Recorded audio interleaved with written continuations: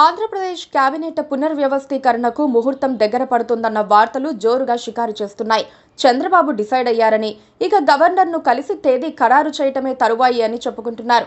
ఈ క్రమంలో ఎవరిని తొలగిస్తారన్న చర్చ కంటే ఎవరికి అవకాశాలు వస్తాయో అన్న టెన్షన్ ఎక్కువగా ఉంది. సీనియర్ ఎమ్మెల్యేలంతా ఆశలు పెట్టుకున్న మాట వాస్తవమే అయినా చాలా మంది ఇప్పటికే ఫుల్ టైం నిరాశలో ఉన్నారు. కొందరు సీనియర్లు ఇక తమకు అవకాశాలు రావని, ఇదే తమకు ఆఖరు టైం ఎమ్మెల్యే పదవి అని డిసైడ్ అయిపోయారు.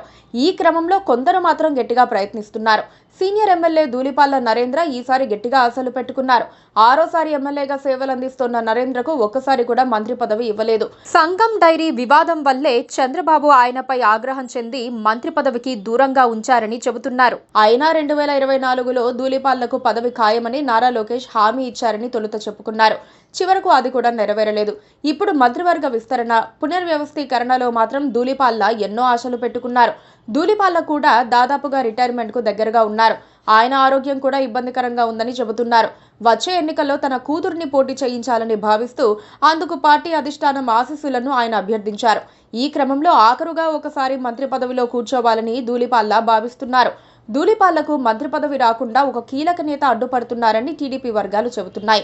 ధూళిపాళ్లపై ఒక నెగిటివ్ రిపోర్టు తయారు చేసి పార్టీ పెద్దలకు పంపారని ప్రచారం జరుగుతోంది. గతంలో అధిష్టానంపై ధిక్కారాలు, ఈసారి గెలిచిన తర్వాత మొదలైన దందాలు లాంటివి ఆ నివేదికలో ఉన్నాయని కూడా చెప్పుకుంటున్నారు. కార్యకర్తలకు దగ్గరగా ఉండటం లేదని కూడా ధూళిపాళ్లపై ఆరోపణలున్నాయి. అందుకే మంత్రి పదవి విషయంలో కొంత అనిశ్చితి ఖాయంగా కనిపిస్తోంది. ధూళిపాళ్ల వ్యవహారం ఇలా ఉంటే రాజ్యాంగ పదవుల్లో ఉన్న ఇద్దరు నేతలు కూడా మంత్రి పదవులకు గాలం వేస్తున్నట్లు సమాచారం. అసెంబ్లీలో అధ్యక్ష అని పిలిపించుకోవాల్సిన వాళ్ళు అమాత్య అని సంబోధించుకోవాలని ఎదురు చూస్తున్నారు. Speaker Ayyanna Patrudu, deputy speaker Raghuramakrishnaraju ఇద్దరు మంత్రి పదవిని ఆశిస్తూ లాబియింగ్ మొదలు పెట్టినట్లుగా చెబుతున్నారు. మొదట్లోనే తనకు మంత్రి పదవి వస్తుందని అయ్యన్న పాత్రుడు ఎదురు చూడగా చంద్రబాబు ఆయన్ను స్పీకర్ పదవిలో కూర్చోబెట్టారు. అయ్యన్న తన దూకుడును తగ్గించుకున్న మాట వాస్తవమే అయినా మంత్రి పదవి దక్కలేదన్న అసంతృప్తి ఆయనలో ఉంది. అయ్యన్నకు కూడా ఇది ఆఖరి టర్మ్ అన్న వార్తలు వస్తున్న తరుణంలో ఒక్క లాస్ట్ ఛాన్స్ ప్లీజ్ అని ఆయన వేడుకుంటున్నారు. చంద్రబాబు కూడా అయ్యన్న పట్ల సానుకూలంగా ఉన్నట్లు పార్టీ వర్గాలంటున్నాయి. పైగా ఉత్తరాంధ్రలో సమీకరణాలను సరిచేసేందుకు అయ్యన్నకు మంత్రి పదవి ఇచ్చే అంశం పరిశీలనలో ఉందని చెబుతున్నారు. అసలు చంద్రబాబును గెలిపించిందే తను అన్నట్లుగా డిప్యూటీ స్పీకర్ రఘురామకృష్ణరాజు ఫీల్ అవుతూ ఉంటారు. మంత్రివర్గంలో తనకు చోటు దక్కాలని ఆయన ఎదురు చూస్తున్నారని సమాచారం.